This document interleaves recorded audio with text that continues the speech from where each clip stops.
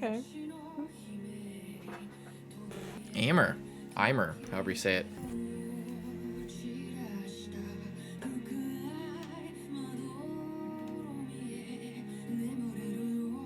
That looked like Makima's eye for a second.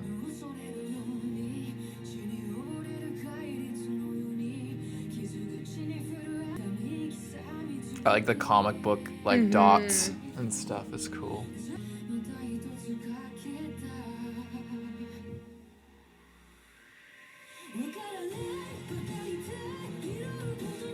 It's a lot more chill than most of them, but it's really interesting to watch. Like, it's very satisfying.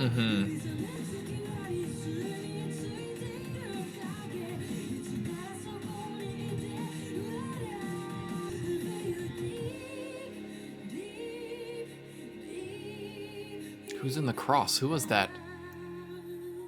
Oh, it might have been Himeno because the graves, right?